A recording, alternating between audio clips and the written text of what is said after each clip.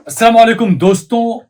हम जब वोट देने की बात आती है तब हम हमेशा बहुत ही मायूसी में रहते हैं या हम उसको बहुत हल्के में लेते हैं। हमें यह पता ही नहीं होता कि हमारे एक वोट की कीमत कितनी होती है और किस तरीके से हमारा एक वोट हमारे आने वाले मुस्तकबिल को गढ़ने का काम करता है। चुनाव आयोग की तरफ से आए दिन खबरें आती है कि भाई जाइए मतदार यादी के अंदर, वोटर लिस्ट के अंदर अपना नाम डलवाइए या कुछ उसमें चेंजेस करने हैं तो वो करवाइए, लेकिन उसके बावजूद हम मायूसी में रहते हैं। आपको मैं बताऊं कि कई जगहों पर ऐसा हुआ, कहीं पर एक उम्मीदवार एक वोट से हार जाता है। अहमदाबाद के अंदर, गुजरात के अंदर, गुजरात की 182 विधानसभा सीटें हैं, सिर्फ एक मुस्लिम विधायक जीत कर आया है। हालांकि कांग्रेस ने टिकट दिया था 6 उम्मीदवारों को, मुस्लिम उम्मीदवारों को, लेकिन उनमें से सिर्फ एक अहमदाबाद के जमालपुर खाड़िया विधानसभा सीट से इमरान खेड़ावाला साहब जीते थे। उसके अलावा बाकी के जो तमाम मुस्लिम उम्मीदवार थे वो हार गए। उस हार की वजह क्या थी? उस हार के पीछे की वजह क्या थी? आपको बताऊं कि सूरत के अंदर असलम साइकिल वाला साहब चुनाव लड़ रहे थे। वो जितने वोटों से चुनाव हारे हैं, आपको हैरानी होगी कि वहां पर 40,000 मुसलमानों ने वोट ही नहीं डाला। सोचिए आप, अगर 40,000 मुसलमानों ने अगर वोट डाल दिया होता तो जो असलम साइकिल वाला साहब है, जो भी बहुत कम वोटों से वो हारे हैं, वो हार उनकी नहीं होती। इसी तरीके से दरियापुर की जो सीट है अहमदाबाद के अंदर, गयासुद्दीन शेख साहब कांग्रेस के उम्मीदवार थे, 3 बार के विधायक रहे। गयासुद्दीन शेख साहब भी तकरीबन 5,500-6 हजार वोटों से उनकी हार हुई। और आपको हैरानी की बात होगी कि उनके निर्वाचन क्षेत्र में भी 40,000 मुसलमानों ने वोट ही नहीं डाला। तो ये जो बेरुखी है मुसलमानों की, या जो वोटों की कीमत में नहीं पता जो मुसलमानों को, उन मुसलमानों को सोचने की जरूरत है कि जो दुश्मन है वो तो बिल्कुल आपको काटने में, मारने में, पीटने में, आपका बॉयकॉट करने में लगा हुआ है। वो अपनी साजिशें चलेगा, लेकिन जो आपके हाथ में जो चीजें हैं वो तो आप कर सकते हैं। ये तो मैंने सिर्फ 2-3 एग्जांपल बताए हैं। ऐसे देश भर में कई सारी मिसालें आपको ऐसे मिल जाएंगी कि 1 लाख मुस्लिम वोट है, सिर्फ 40,000 मुसलमानों ने वोट दिया, 60,000 मुसलमानों ने वोट नहीं दिया। और नतीजा यह हुआ कि वहां पर आपके ऊपर ऐसे सत्ताधीश काबिज हो गए जो पूरे 5 साल तक आपका खून चूस रहे हैं। तो इस बारे में हमको सभी को सोचना चाहिए। इसी तमाम मुद्दे पर हमने आज बात की कांग्रेस के पूर्व विधायक गयासुद्दीन शेख साहब से। आप खास देखिए इस इंटरव्यू को। जिस तरीके से देश में हम लगातार ये देखते हैं कि जो भी दबा कुचला तबका है, चाहे दलित हो गए, मजलूम हो गए, मुसलमान हो गए, सभी की हम बात कर रहे हैं। हम चुनाव जब चले जाते हैं उसके बाद 5 साल तक हम हमेशा अपनी परेशानियों को लेकर हमेशा इधर से उधर दौड़ते रहते हैं। सरकार ने ये कर दिया, सरकार ने वो कर दिया, ये हमेशा से हम देखते आए हमारे देश के अंदर।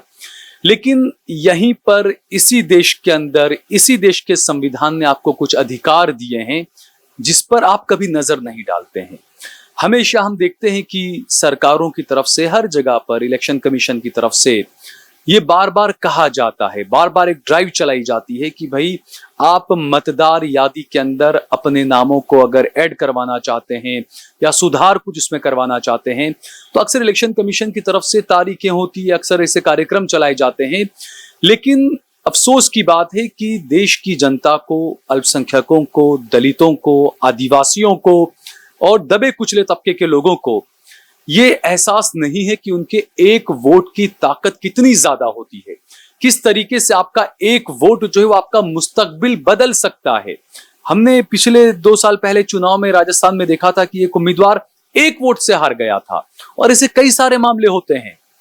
तो वो जो एक वोट होता है, हम अक्सर देखते हैं कि चुनाव के मौके पर आप जाएं, जब वोट देने आप जाते हैं तो ज्यादातर ये देखा जाता है, क्योंकि मैं तो कई बूथ पर वोट जाता हूं रिपोर्टिंग करने, तो अक्सर मैं देखता हूं कि जो लोग होते हैं वोटर, वो इधर से उधर धक्के खा रहे होते हैं, या उनका नाम वोटर लिस्ट में नहीं होता है, या उनका नाम गलत तरीके से वोटर लिस्ट में होता है, तो उस वजह से वो लोग वोट नहीं दे पाते हैं।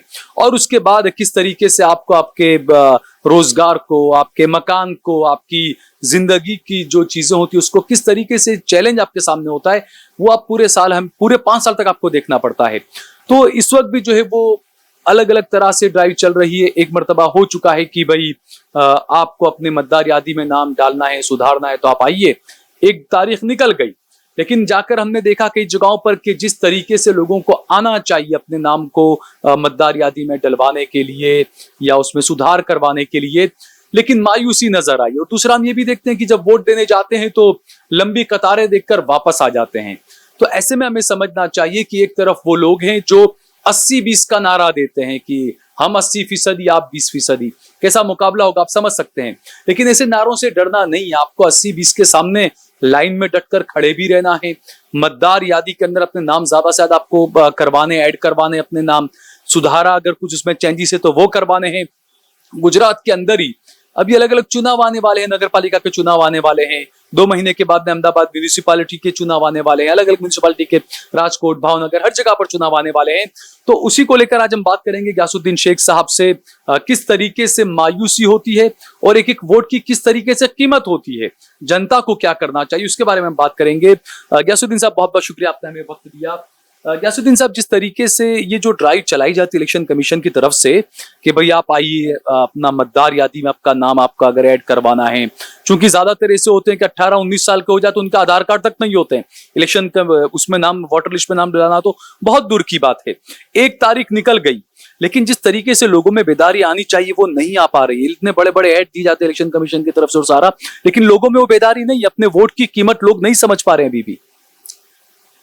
सहल भाई, पहले तो मैं देश लाइव और आपको बहुत ही मुबारकबाद दूंगा कि हर जल्द मुद्दों पर समाज में की जन जागृति के लिए, समाज की अवेयरनेस के लिए आप दिन रात कोशिश करते रहते हैं।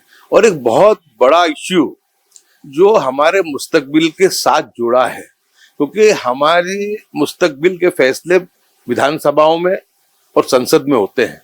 जब तुम्हारे नुमाइंदे विधानसभा और संसद में नहीं होंगे तो तुम समझ सकते हो कि आज जब पूरी दुनिया तुम्हारी दुश्मन बनी पड़ी है और हमारे खिलाफ की ही लाइन चल रही है, सियासी तौर से हमको पंगो बनाने की कोशिश की जा रही है कि हमारे प्रतिनिधि कम इलेक्ट हों, हम लोग जीत करके न जाएं, हमको अलग तरह सियासी तौर पे कर दिया जाए और हमारी जो अहमियत है उसको खत्म कर दिया जाए।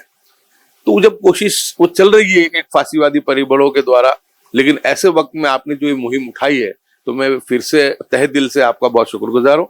आपके माध्यम से मैं एक ही लोगों से विनती करना चाहूंगा कि ज्यादा अगर कोई दूसरा एग्जाम्पल आप न लें, अगर 2022 की विधानसभा की चुनाव का ही आप ब्यौरा ले लें कि जिस चुनाव में मेरी भी हार हुई थी, असलम साइकिल वाला की भी हार हुई थी, जावेद पीरजादा की भी हार हुई थी, सुलेमान पटेल की भी हार हुई थी और मोहम्मद जद की भी हार हुई थी। जीतने वाली सीटें, और बहुत मेहनत से मैंने साथियों के साथ मिलकर 6 सीटें गुजरात में जीतने वाली दिलवाने में अहम जो थी भूमिका मैंने अदा की थी। लेकिन बहुत ही दुख के साथ कहना पड़ता है और खुशी भी है कि कम से कम जब लोग बात कर रहे थे कि गंगा जल से विधानसभा को शुद्ध करना है, अल्हम्दुलिल्लाह एक मेरा भाई इमरान खेड़ावाला जीत करके आ गया, तो जो इनकी मंशा थी फांसीवादी लोगों की वो तो बर नहीं आई। लेकिन मुझे भी हारना पड़ा और मेरे दूसरे 4 साथियों को भी हारना पड़ा। आप देखें तो विधानसभा चुनाव में 2022 के मुस्लिम समाज का वोटिंग गुजरात में ये 6 सीटों पे 58% के ऊपर नहीं गया है, जबकि ये मतदान 70-80 के ऊपर कम से कम जाना चाहिए। कोशिश 100% की हो, लेकिन 80 से नीचे तो नहीं होना चाहिए, क्योंकि आज ध्रुवीकरण के दौर में जिस तरीके से हिंदूवादी पार्टियों ने समाज को बरगलाया है, मुस्लिम नुमाइंदा अकेला रह जाता है, उसको अपने समाज पे डिपेंड ज्यादा करना पड़ता है। दलित, पछात और कुछ सेक्युलर हमारे ऊंची जाति के हिंदू भाई भी वोट दे देते हैं, लेकिन इस मर्तबा जो देश का माहौल था 10 साल से जिस तरीके से गोदी मीडिया चैनलों पे हिंदू मुस्लिम भारत पाकिस्तान मंदिर मस्जिद चला रहा था, तो उसमें से गुजरात भी बाकी नहीं था। गुजरात तो वैसे भी हिंदुत्व की लेबोरेटरी है।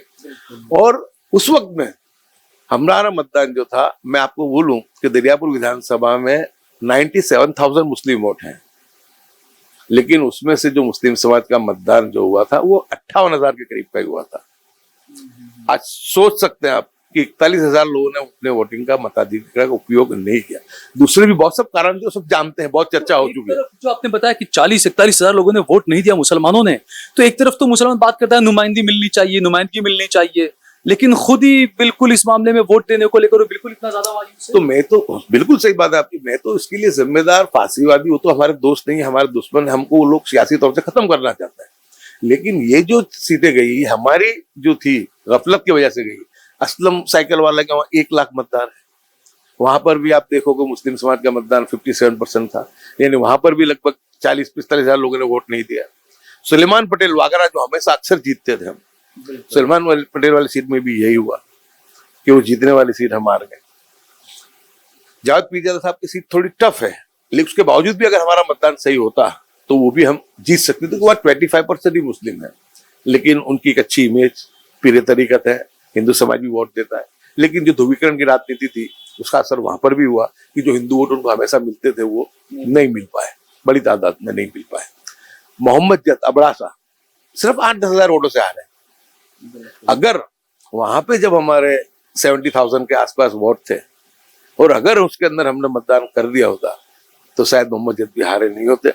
गुजरात में एकमात्र इमरान खेड़ावाला नहीं, उसके साथ हम दूसरे 5 विधायक होते हैं। उस वक्त में भी मैं कहता था, आपकी चैनल से ही मैंने कहा था कि हमारी कोशिश ये है कि अभी हम 3 हैं तो कम से कम हमारे समाज और हिंदू भाइयों के साथ सरकार से हम 6 जीत करके आए। और वो मुमकिन थी बात, नामुमकिन नहीं थी, लेकिन हमारी गफलत है, हमारे मुनाफिकों की कोशिश है, क्योंकि हम तो किसको कहने जाए, किसके आगे रोए। तो गुंडों को लगा दिया, क्राइम ब्रांच को लगा दिया, ये सारी चीजें थी। हर जगह पे मैंने आपको कहा कि बुटलेगर जो दारू गड्ढे चलाने वाले वो चुनाव के नुमाइंदे बन जाते हैं।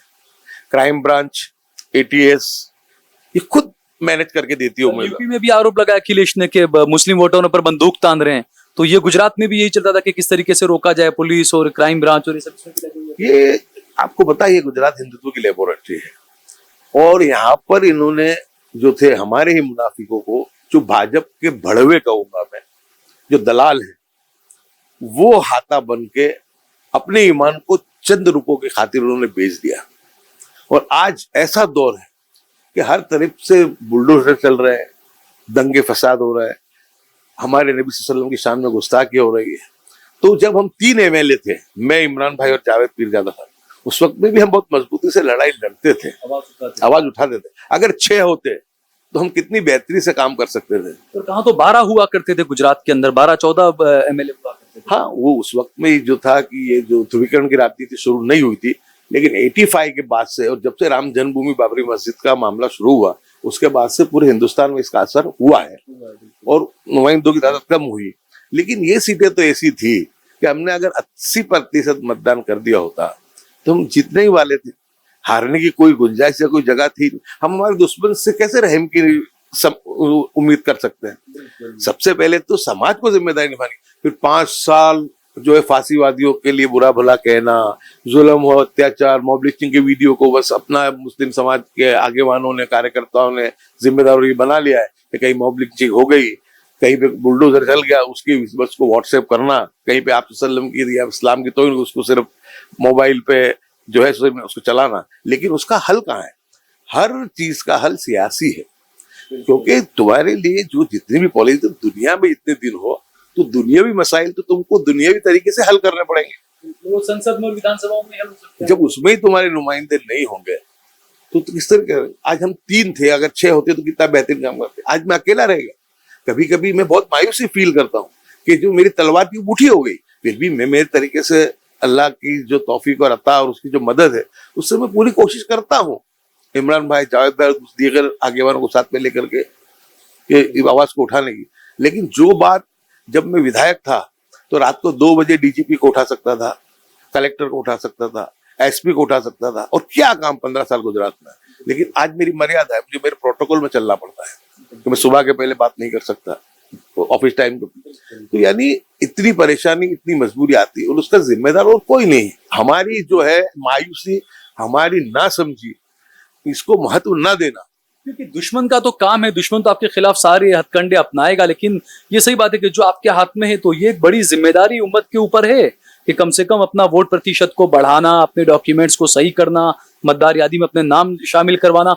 कम से कम ये एक मजबूती के साथ में अगर कर लें तो जितने भी वार दुश्मन कर ले उसको आराम से बूढ़ा किया जा सकता है, उसको कुंद किया जा सकता है। बिल्कुल, उसका एग्जाम्पल आप 2024 का चुनाव ले लो भाई, पार्लियामेंट का।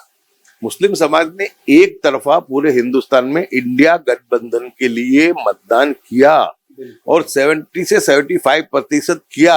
आज तक पार्लियामेंट में मुसलमान हिंदुस्तान में 45% के ऊपर कभी ऊपर नहीं जाता था। आपको गुजरात का ही बोलूं कि विधानसभा में जब 6 नुमाइंदे लड़ रहे थे हमारे, जब मुस्लिम समाज का मतदान 58% था, पार्लियामेंट में उलमा इकराम ने, सामाजिक अगुवाओं ने मुहिम चलाई तो गुजरात में ही मुस्लिम समाज का मतदान 70 से 75% हुआ है। अगर जो पार्लियामेंट में मुस्लिम समाज ने गुजरात में 70 से 75% वोटिंग किया, अगर विधानसभा किया तो आज 6 विधायक जीत करके आए होते हैं। तो यानी वोटो और जो है मुस्लिम समाज अकेला, मैं आपको पहले भी कह चुका हूँ कि दलित पछात और जो ऊंची जाति के सेक्युलर हिंदू हमारे भाई उनके साथ मिल करके वोटिंग करता है तो हमारे वोटों की अहमियत है। एक वक्त था कि हमारे वोटों के बगैर न राज्य सरकारें बनती थी, ना पार्लियामेंट बनती थी, और आज 3-3 मरतबा भारतीय जनता पार्टी ने हमारे वोटों के बगैर 80-20 की राजनीति करते हुए, हमारे वोटों में बंटवारा करते हुए, हमारे समाज की न्यूसेंस वैल्यू के मुनाफिकों का इस्तेमाल करते हुए हमारी सियासी अहमियत को खत्म कर दिया। जब तक तुम्हारी सियासी अहमियत नहीं होगी, लोकशाही में सिरों को गिना जाता है, वोटों को गिना जाता है, नुमाइंदे जीत करके आके कैसा प्रेशर बनाते हैं अपनी सरकारों पे, उस पर पूरा मामला रहता है। तो जो दुनियावी मसाइल है हमारे, और आज की जो स्थिति है देश में जो अंधाधुंधी है, जो उसका भी एकमात्र अगर कोई हल है तो वो है अपनी नुमाइंदगी को बढ़ाना। अपने नुमाइंदे, चाहे नगर पालिका, अगले महीने गुजरात में 65 नगर पालिकाओं के चुनाव है, 65, और फिर अगले साल यानी जो है 25 के आखिर में म्युनिसिपल कॉर्पोरेशन के भी चुनाव है। वहीं तो से अपनी ताकत का अंदाजा है। वहीं से अपनी ताकत का, पहली ताकत का गुजरात के लोगों को अगर इस्तेमाल करना है तो 65 जो नगर पालिकाओं के चुनाव है अभी जो अगले महीने, उसमें अपने वोटों का इस्तेमाल करके कर सकते हैं। मैं तो ये कहूंगा कि मैं किसी पार्टी की या किसी उसकी बात नहीं कर रहा हूं, सेक्युलर पार्टी का जो नुमाइंदा भारतीय जनता पार्टी को हरा सकता हो उसको एक तरफा वोट, जिस तरीके से पार्लियामेंट में हमने इंडिया गठबंधन को डाला, इस तरीके से गुजरात में डालेंगे तो नगर पालिका से बहुत अच्छी शुरुआत हो सकती है। जब महानगर पालिका के चुनाव आएंगे, अब देखो अहमदाबाद में तो हमारे 20-22 काउंसिलर हैं, बड़ौदा में एक भी नहीं, सूरत में इतनी बड़ी आबादी है हमारी, एक भी नहीं है, राजकोट में कसम खाने के लिए एक है। यानी आप देखो ये लोग समझते नहीं है वोट की अहमियत, वोट की कितनी। पहले तो नाम मतदाता सुधरवाना नहीं, नाम को चेक नहीं करना, कभी 18 साल के लोग होकर के नामों को नहीं डलवाना, फिर अगर डलवा भी लिया और बहुत मुश्किल से मतदान की स्लिप मिल गई और चले भी गए मतदान करने तो लाइन देख के वापिस आ जाना। एक दिन की तुम कुर्बानी नहीं दे सकते भूखे रह के, पूरे 5 साल तुम्हारा मुस्तकबिल संवारा रहे। हाँ, एक दिन अगर तुम कुर्बानी दे दोगे, भूखे रहोगे, ऐसा सब लोग हमने रोजा रखा है। मैं ये मानता हूँ कि जिस तरह इबादत फर्ज है ना हमारे आखिरत के लिए, इसी तरीके से दुनियावी बका के लिए, दुनियावी मामलात के लिए ये भी हमारे लिए मतदान भी ये इबादत ही है। ये मौका पहला तो हमको अगले महीने मिलने वाला है, फिर कॉर्पोरेशन का मिलने वाला है, अगले विधानसभा, देर आए दुरुस्त आए। हमारे उलमाए किराम ने जो मेहनत की थी, हमारे सामाजिक संस्थाओं ने जो मेहनत की थी, सोशल एक्टिविस्ट ने जो मेहनत की थी, उसका नतीजा देखा कि पार्लियामेंट में 75% हमारा मतदान हुआ। अगर अभी भी हम मतदार यादी में हमारे नाम के लिए जो हमारी तंजीमें है, हमारे उलमा इकराम है, हमारे जो सोशल एक्टिविस्ट है, हमारे समाज के जिम्मेदार, ये सिर्फ सियासी रहनुमा नहीं कर सकते। सबसे ज्यादा अगर आवाज किसी की मुस्लिम समाज में आज भी सुनी जाती है तो उलमा इकराम की सुनी जाती है। तो हर आदमी अपनी फर्ज को समझते हुए आज के ये जो हालात है कि चारों तरफ अंधेरा छाया हुआ है, उसमें अगर आशा की किरण, उम्मीद की अगर किरण है तो वो है हमारी सियासी नेतृत्व, हमारे सियासी नुमाइंदों को ज्यादा से ज्यादा तादाद में चुन करके भेजना। तो उसके लिए हम सबको कोशिश करनी चाहिए, और जो हमारा मकाम था सियासत में कि हमारे बगैर सरकारें नहीं बनती थी, तो आज हम फिर से इकट्ठा हो गए, हम 80% से ज्यादा हम लोग मतदान करें, हमारे नुमाइंदों को भी जीता है और सेक्युलर पार्टी के नुमाइंदों को भी जीता है, और अपनी ताकत को खड़ा करें। तो मैं मानता हूं कि हमारे कि 75 का मसाइल तो जो है वो इसी से हल हो जाएंगे। तो ये कब है? अभी दोबारा जो चुनाव की जो चल रही है मतदार यादी का, अब 2 तारीखें और बची, तो कौन सी तारीख और? अब ये अभी फिलहाल यही हफ्ते में 23 नवंबर, 24 नवंबर शनिवार और इतवार 2 दिन जहां आप मतदान करने जाते हैं, उस मतदान मतदान में आपके बूथ में ही जो है इलेक्शन कमीशन के अधिकारी आएंगे। वहां पे जो बच्चे 1/1/2025 को 18 साल के हो रहे हैं, उनके नाम भी उसके अंदर जो है ऐड किए जाएंगे। जिनके नाम नहीं है मतदार यादी में, उनको भी जोड़ा जाएगा। और अगर किसी के एड्रेस चेंज करवाने हैं तो वो भी किए जाएंगे। तो आपके माध्यम से आपकी जो मुहिम को सलाम करते हुए, देश लाइव की मुहिम को सलाम करते हुए, मैं ये कहूंगा कि ये आपके वीडियो को समाज के घर घर तक लोग पहुंचाए। अब 2 दिन का ही वक्त है हमारे पास, और इस चीज को पहुंचाए और इस मुहिम को जो देश लाइव चला रही है इसको कामयाब बनाए। तो अगर मैं मानता हूं कि हम लोग हमारे नामों की कर लेंगे तो उसका पहला ही फायदा हमको जो है ये अगले महीने होने वाले नगर पालिका की 65 चुनाव में हमको इसका फायदा मिलेगा। और आने वाले दिनों में भी म्युनिसिपल कॉर्पोरेशन, विधानसभा और पार्लियामेंट में भी इसका फायदा हमको मिल पाएगा। सभी लोग ये मुहिम को समझें, इसकी अहमियत को समझें, अपने ही न सही लेकिन अपनी औलादों के लिए। क्योंकि आज हमको देख रहे हैं कि हमारी जिंदगी तो जैसे तैसे भी कट चुकी है, लेकिन आने वाली जो पीढ़ी है, आने वाली जो हमारी औलादें हैं, हमारे जो नवासे या पोते पोतियां हैं, उनके भविष्य के सामने एक बहुत बड़ा प्रश्नार्थ चिन्ह लगा हुआ है। तो ऐसे वक्त में इसी का हल, जब हम सियासत के शिकार हुए तो सियासत का जब शिकार हुए हैं तो सियासत का हल सियासत से ही निकाला जाएगा। जो कांटा है वो कांटे से निकाला जाएगा। तो हमको कोशिश करते हुए ये 23-24 नवंबर को हमारे वोटों के अंदर जो मतदार यादी, जो वोटर लिस्ट बन रहा है, जो मतदार यादी, उसमें हमारे नामों को हम लोग जुड़वाएं और आने वाले दिनों की हम लोग तैयारी करें और बेदारी भी रखें कि जब भी चुनाव हो, एक दिन की कुर्बानी हम रोजा नहीं रखते, भूखे प्यासे नहीं रहते। एक दिन की भूख प्यास को बर्दाश्त करते हुए लाइनों में खड़े रहकर भी हम लोग वोटिंग करें, क्योंकि सिर्फ दुआओं से काम नहीं चलेगा। आपसे सल्लम ने फरमाया कि आपको असबाब भी इख्तियार करने पड़ेंगे। तो असबाब को भी इख्तियार करना है, सियासी मुहिम को तेज करना है, और जो है हमारा जो सियासी मकाम जिसको हाशिए पे धकेल दिया गया, फिर से हमारा भारतीय राजनीति में दबदबा कायम हो, उसके लिए हमको एक ही हथियार से काम लेना है। वो है संविधान ने जो अधिकार दिया है, वो वोट का अधिकार है। और वोट से ही और सियासत में हिस्सा लेते ही हम लोग हमारे भविष्य को जो है सुनिश्चित कर पाएंगे। ठीक है, बहुत बहुत शुक्रिया हमसे बात करने के लिए। शुक्रिया आपका भी कि आपने इतने अहम मुद्दे पे आपने मेरे से कांटेक्ट करके इस पे मेरी बात रखने का मौका दिया। मैं हमेशा देखता हूँ कि देश लाइव जो भी मुद्दे होते हैं समाज की जागृति के, उसको उठाता है, और ये मुद्दा भी आपने उठाया है, उसके लिए बहुत शुक्रिया।